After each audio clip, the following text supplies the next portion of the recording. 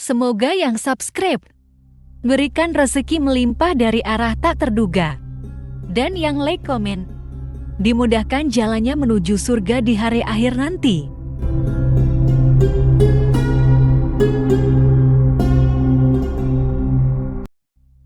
Suatu hari, saat kota Madinah sedang dalam suasana aman dan tenang, terlihat dari tempat ketinggian di pinggir kota, debu tebal yang mengepul ke udara. Debu itu semakin meninggi, bergumpal-gumpal hingga hampir menutup angkasa. Angin yang bertiup menyebabkan gumpalan debu dari butiran-butiran pasir Sahara yang lembut dan terbang menghampiri pintu-pintu rumah di Madinah dan berhembus dengan kuatnya di jalan-jalan. Orang-orang menyangka ada badai yang menyapu dan menerbangkan pasir, tetapi kemudian dari balik tirai debu itu mereka mendengar sebersit kabar tentang kedatangan kafilah besar yang panjang. Tak lama kemudian, 700 kendaraan yang syarat dengan muatannya memenuhi jalan-jalan yang mengguncang Madinah. Orang-orang saling memanggil dan mengajak sesamanya untuk menyaksikan keramaian ini, serta turut bergembira atas kedatangan harta dan rezeki yang dibawa kafilah itu. Ummul Mukminin Aisyah ketika mendengar suara hiruk-pikuk kafilah yang bergerak maju itu bertanya, "Apakah yang terjadi di kota Madinah?" Ada yang menjawab, "Kafilah Abdurrahman bin Auf baru datang dari Syam membawa barang-barang dagangannya." "Jadi, kafilah itu yang telah menyebabkan semua guncangan ini?" tanya Ummul Mukminin. "Benar, wahai Ummul Mukminin. Jumlahnya 700 kendaraan." Ummul Mukminin menggeleng-gelengkan kepala, pandangannya menerawang jauh seolah-olah sedang mengingat-ingat peristiwa yang pernah dilihat atau ucapan yang pernah didengarnya. Kemudian ia berkata, "Aku pernah mendengar Rasulullah Shallallahu Alaihi Wasallam bersabda, aku melihat Abdurrahman bin Auf masuk surga dengan merangkak." Abdurrahman bin Auf akan masuk surga dengan merangkak. Mengapa ia tidak memasukinya dengan melompat atau berlari kecil bersama angkatan pertama para sahabat Rasulullah? Sebagian sahabat menyampaikan cerita Aisyah kepadanya, maka ia pun teringat telah mendengarkan hadis ini dari Nabi lebih dari satu kali dan dengan redaksi yang berbeda-beda. Sebelum tali-tali pengikat perniagaannya dilepas, Abdurrahman melangkahkan kakinya ke rumah Aisyah lalu berkata kepadanya, "Engkau telah mengingatkanku suatu hadis yang tidak pernah kulupakan. Maka saksikanlah bahwa kafilah ini dengan semua muatannya beserta kendaraan dan perlengkapannya aku persembahkan di jalan Allah Azza wa Jalla." Seluruh muatan 700 kendaraan itu dibagi-bagikan kepada semua penduduk Madinah dan sekitarnya sebagai perbuatan baik yang agung. Peristiwa yang satu ini saja sudah cukup untuk mengukir sebuah gambaran yang sempurna tentang kehidupan Rasulullah. Abdurrahman bin Auf, dialah saudagar yang sukses, lebih sukses daripada kesuksesan yang pernah ada. Dia merupakan orang kaya dengan kekayaan yang melimpah ruah. Dia adalah seorang mukmin bijaksana yang tidak ingin bagian dari keuntungan agamanya hilang begitu saja, dan tidak sudi kekayaannya membuat dirinya tertinggal dari kafilah iman dan pahala surga. Untuk itu, ia mendermakan harta kekayaannya dengan kemurahan hati dan kesadaran nurani. Sebelum saya melanjutkan, dimohon kepada pemirsa untuk menonton video ini sampai selesai supaya tidak ada kesalahpahaman dalam memahami isi cerita, serta mohon bantu channel ini supaya semakin berkembang dengan cara subscribe dan tinggalkan like serta komen positifnya. Semoga apa yang dilakukan pemirsa bernilai pahala. Abdurrahman bin Auf adalah salah seorang dari 8 orang yang lebih awal masuk Islam. Abu Bakar datang kepadanya menyampaikan Islam, termasuk kepada Utsman bin Affan. Tidak ada persoalan yang tertutup baginya dan tiada keraguan yang menjadi penghalang. Bahkan dia segera pergi bersama Abu Bakar As-Siddiq menemui Rasulullah untuk menyatakan baiat dan memikul bendera Islam. Sejak menganut Islam sampai berpulang ke rahmatullah dalam usia 75 tahun, ia selalu menjadi teladan yang cemerlang sebagai seorang mukmin yang besar. Hal ini menyebabkan Nabi memasukkannya dalam 10 orang yang telah diberi kabar gembira sebagai ahli surga. Umar radhiyallahu anhu mengangkatnya sebagai anggota majelis syuro yang terdiri dari 6 orang yang merupakan calon khalifah yang akan dipilih sebagai penggantinya. Kala itu Umar berpesan, Rasulullah wafat dalam keadaan ridho kepada mereka. Cepatnya Abdurrahman masuk Islam telah menyebabkan dirinya harus mengalami penganiayaan dan penindasan dari Quraisy. Ketika Nabi Muhammad SAW memerintahkan para sahabatnya hijrah ke Habasyah, Abdurrahman bin Auf pun ikut berhijrah. Ia kemudian kembali lagi ke Mekah, lalu hijrah untuk kali kedua ke Habasyah, dan selanjutnya hijrah ke Madinah.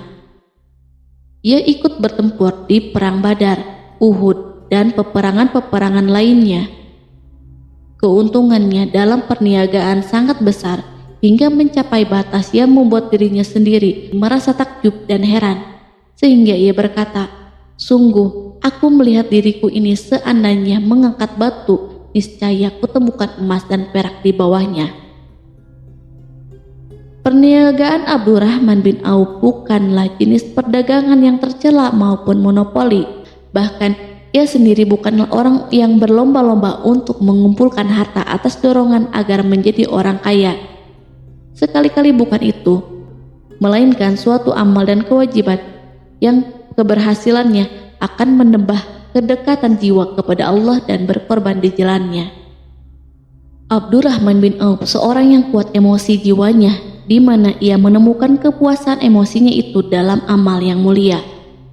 Apabila ia tidak sedang sholat di masjid dan tidak sedang berjihad dalam peperangan, ia pasti sedang mengurus perniagaannya yang berkembang pesat. Sehingga kapilah-kapilahnya dari Mesir dan Syria membawa ke Madinah barang-barang muatan yang dapat memenuhi kebutuhan seluruh jazirah Arab, baik pakaian maupun makanan. Ia menunjukkan kepada kita bahwa seorang yang kuat emosi jiwanya adalah ketika kaum muslimin hijrah ke Madinah. Rasulullah pada waktu itu menerapkan aturan untuk mempersaudarakan 2 orang sahabat, salah seorang dari muhajirin warga Mekah dan yang lain dari Ansor penduduk Madinah. Persaudaraan ini berjalan dengan sempurna hingga membuat hati terpesona. Orang-orang Ansor yang merupakan penduduk asli Madinah membagi seluruh kekayaan miliknya menjadi 2 dengan saudaranya dari kalangan muhajirin. Bahkan istri pun direlakan. Apabila ia beristri 2, ia pun rela menceraikan 1 untuk diperistri saudaranya. Ketika itu Rasul yang mulia mempersaudarakan antara Abdurrahman bin Auf dengan Sa'ad bin Rabi. Sa'ad berkata kepada Abdurrahman, "Saudaraku, aku adalah penduduk Madinah yang paling banyak harta. Silahkan pilih separuh hartaku dan ambillah. Aku juga mempunyai 2 istri. Perhatikanlah yang lebih menarik hatimu dan aku akan menceraikannya, sehingga engkau dapat memperistri dirinya." Abdurrahman bin Auf menjawab, "Semoga Allah memberkahi dirimu dalam istri dan hartamu. Tunjukkanlah letak pasar kepadaku." Abdurrahman pergi ke pasar. Ia berjual beli di sana dan mendapatkan keuntungan. Kehidupan Abdurrahman bin Auf di Madinah, baik semasa Rasulullah maupun sepeninggal beliau, selalu ditunaikan dengan sempurna untuk memenuhi hak agama ini dan beramal di dunia. Perniagaannya sukses dan menguntungkan, seperti diungkapkan sendiri bahwa seandainya ia mengangkat batu dari tempatnya, pasti ia akan mendapatkan emas dan perak di bawahnya. Salah satu faktor yang membuat perniagaannya berhasil dan mendapatkan berkah adalah karena ia sangat selektif untuk berniaga yang halal dan benar-benar menjauhkan diri dari segala bentuk jual beli yang haram, bahkan yang subhat sekalipun. Selain itu, faktor yang menambah kejayaan dan keberkahannya adalah labanya yang bukan untuk Abdurrahman bin Auf sendiri, melainkan di dalamnya terdapat bagian Allah yang ia penuhi dengan baik. Ia menggunakan hartanya untuk memperkokoh hubungan kekeluargaan dan mengeratkan tali persaudaraan, serta menyediakan perlengkapan yang diperlukan tentara Islam. Bila total perniagaan dan kekayaan yang lainnya ditambah keuntungan yang diperolehnya dihitung, jumlah kekayaan Abdurrahman bin Auf itu dapat diperkirakan dengan memperhatikan jumlah yang dibelanjakan di jalan Allah. Suatu hari ia mendengar Rasulullah bersabda, "Wahai Ibnu Auf, engkau termasuk golongan orang kaya dan engkau akan masuk surga dengan merangkak. Karena itu, pinjamkanlah kekayaan itu kepada Allah agar Dia mempermudah langkahmu." Sejak ia mendengar nasihat Rasulullah ini dan menyediakan bagi Allah pinjaman yang baik, Allah justru semakin melipat gandakan kekayaannya hingga berlimpah ruah. Suatu hari ia menjual tanah seharga 40.000 dinar. Kemudian uang itu dibagi-bagikan untuk semua keluarganya dari Bani Juhroh, untuk para istri Nabi, dan untuk kaum muslim yang miskin. Pada kesempatan lain, ia menyerahkan 500 ekor kuda untuk perlengkapan tentara Islam. Pada hari yang lain, ia menyerahkan 1.500 kendaraan unta. Menjelang wafat, ia mewasiatkan 50.000 dinar untuk diinfakkan di jalan Allah. Ia juga berwasiat bagi setiap orang yang ikut perang Badar dan masih hidup, masing-masing mendapat 400 dinar. Hingga Utsman bin Affan juga mengambil bagian dari wasiat itu, meskipun termasuk orang kaya. Ia berkata, harta Abdurrahman bin Auf halal lagi bersih, dan memakan harta itu membawa keselamatan dan keberkahan.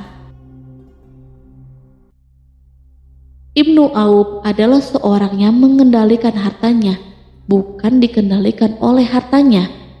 Sebagai buktinya, ia tidak mau celaka dengan mengumpulkan dan tidak menyimpannya. Bahkan ia mengumpulkannya dengan tetap merendahkan hati dan dari jalan yang halal. Kemudian, harta itu tidak ia nikmati untuk kepentingannya sendiri, melainkan untuk dinikmati bersama keluarga, kerabat, rekan-rekan, dan masyarakat seluruhnya. Karena begitu luas pemberian serta bantuannya, ada yang mengatakan seluruh penduduk Madinah berserikat dengan Abdurrahman bin Auf pada hartanya. Sepertiga dipinjamkannya kepada mereka, sepertiga lagi dipergunakannya untuk membayar utang-utang mereka, dan sepertiga sisanya dibagi-bagikan kepada mereka. Harta kekayaan ini tidak akan pernah membuat kelegaan dan kesenangan pada dirinya selama ia belum menemukan jalan untuk membela agama dan membantu rekan-rekannya. Adapun untuk selain itu, ia selalu merasa khawatir terhadap kekayaannya. Suatu hari dihidangkan kepadanya makanan untuk berbuka, karena waktu itu sedang berpuasa. Ketika pandangannya tertuju pada hidangan tersebut, selera makannya pun bangkit. Namun ia justru menangis sambil berkata, "Mus'ab bin Umair telah gugur sebagai syahid, dan ia jauh lebih baik daripada aku. Ia hanya mendapatkan kapan sehelai kain yang jika ditutupkan ke kepalanya maka kelihatan kakinya, dan jika ditutupkan ke kedua kakinya terbukalah kepalanya. Demikianlah pula Hamzah yang jauh lebih baik daripada aku. Ia pun gugur syahid, dan saat akan dikuburkan hanya mendapatkan sehelai selendang. Dunia telah dihamparkan kepada kami seluas-luasnya, dan hasil sebanyak-banyaknya telah diberikan kepada kami. Sungguh, kami khawatir bila pahala kebaikan kami telah disegerakan balasannya di dunia." Pada peristiwa lain, sebagian sahabat berkumpul bersamanya menghadapi jamuan makan di rumahnya. Tak lama setelah makanan diletakkan di hadapan mereka, Abdurrahman menangis, sehingga rekan-rekannya bertanya, "Apa yang membuatmu menangis?" Ia pun menjawab, "Rasulullah telah wafat, dan semasa hidupnya beliau beserta keluarganya tidak pernah merasakan kenyang makan roti gandum. Apa harapan kita apabila dipanjangkan usia, tetapi tidak menambah kebaikan bagi kita. Demikianlah kekayaannya yang melimpah itu sedikit pun tidak membangkitkan kesombongan dan takabur dalam dirinya. Bahkan orang-orang mengatakan tentang dirinya, seandainya seorang asing yang belum pernah mengenalnya kebetulan melihatnya sedang duduk bersama budak-budaknya, niscaya ia tidak akan bisa membedakan di antara mereka. Tetapi bila seorang asing itu mengenal satu saja sisi jihad Ibnu Auf dan ujian yang dihadapinya, ia pasti langsung mengetahui siapa dia. Misalnya, ia mengetahui bahwa di badannya terdapat 20 bekas luka di perang Uhud dan bahwa salah satu dari bekas luka itu meninggalkan cacat pincang yang tidak sembuh-sembuh pada salah satu kakinya. Contoh lain, beberapa gigi serinya rontok di perang Uhud yang menyebabkan kecedalan yang jelas pada ucapannya. Saat orang asing itu tahu salah satu sisi ini, ia pasti menyadari bahwa laki-laki yang berperawakan tinggi dengan wajah berseri, kulit halus, pincang dan cedal sebagai tanda jasa dari perang Uhud. Itulah orang yang bernama Abdurrahman bin Auf. Semoga Allah ridho kepadanya dan ia pun ridho kepada Allah. Kita sudah terbiasa memperhatikan tabiat manusia bahwa harta kekayaan itu biasanya menyebabkan seseorang selalu gandrung untuk memiliki pengaruh guna melindungi kekayaan mereka dan melipat gandakan pengaruh itu. Selain untuk memuaskan nafsu demi kebanggaan dan kepuasan pribadi. Semua ini merupakan sifat yang bisa dibangkitkan oleh kekayaan. Tetapi bila kita melihat Abdurrahman bin Auf dengan kekayaan yang melimpah, kita akan menemukan manusia ajaib yang sanggup menguasai watak dasar manusia dalam bidang ini dan melangkahinya ke puncak ketinggian yang istimewa. Peristiwa itu terjadi ketika Umar bin Khattab hendak berpisah dengan rohnya yang suci dan memilih 6 orang di antara para sahabat Rasulullah agar mereka memilih salah seorang di antara mereka untuk menjadi khalifah yang baru. Pada waktu itu, semua jari menunjuk ke Ibnu Auf. Bahkan sebagian sahabat telah menegaskan bahwa dialah orang yang lebih berhak menjadi khalifah di antara 6 orang itu. Namun ia menjawab, "Demi Allah, seandainya diambilkan pisau lalu ditaruh ke atas leherku, kemudian kalian menusukkannya sampai tembus, itu lebih aku sukai daripada menerima jabatan tersebut." Demikianlah saat awal 6 orang terpilih itu mengadakan pertemuan untuk memilih salah seorang di antara mereka untuk menjadi khalifah yang akan menggantikan Al-Faruq, Umar bin Khattab. Abdurrahman bin Auf telah menyatakan kepada rekan-rekannya bahwa ia telah melepaskan haknya yang dilimpahkan Umar kepadanya sebagai salah seorang dari 6 calon yang akan dipilih menjadi khalifah. Dengan demikian, kewajiban mereka untuk melakukan pemilihan itu terbatas di antara mereka berlima saja. Sikap juhudnya terhadap pangkat jabatan ini dengan cepat telah menempatkan dirinya sebagai hakim di antara 5 orang tokoh terkemuka itu.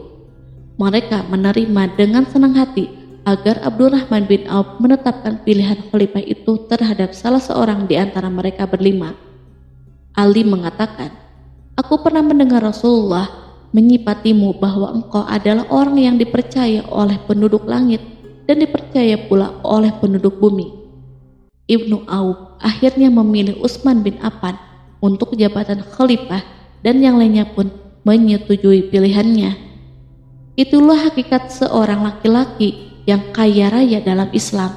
Apakah Anda telah memperhatikan bagaimana Islam telah mengangkat dirinya jauh di atas kekayaan dengan segala godaan dan penyesatannya itu, dan bagaimana ia menempa kepribadiannya dengan sebaik-baiknya?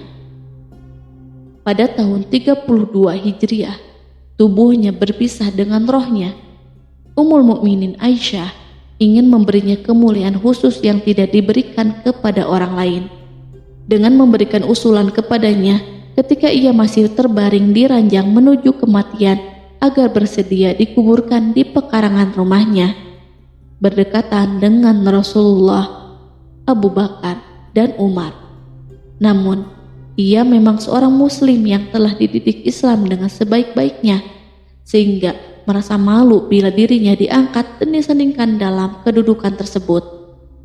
Selain itu, ia telah membuat janji dan ikrar yang kuat dengan Utsman bin Maz'un, yakni jika salah seorang di antara mereka meninggal sesudah yang lain, hendaklah ia dikuburkan di dekat sahabatnya itu.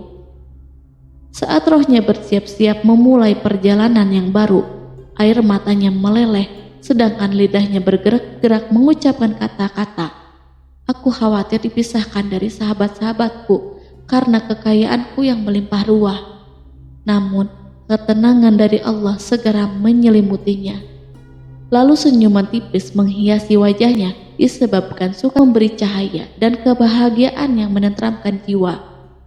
Ia memasang telinganya untuk menangkap sesuatu, seolah-olah ada suara yang lembut, merdu yang datang mendekat.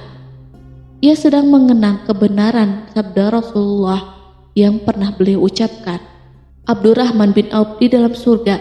Ia barangkali juga sedang mendengarkan janji Allah dalam kitabnya. Orang yang menginfakkan hartanya di jalan Allah, kemudian tidak mengiringi apa yang dia infakkan itu dengan menyebut-nyebutnya dan menyakiti perasaan penerima, mereka memperoleh pahala di sisi Rob mereka. Tak ada rasa takut pada mereka dan mereka tidak bersedih hati. Quran Surat Al-Baqarah ayat 262.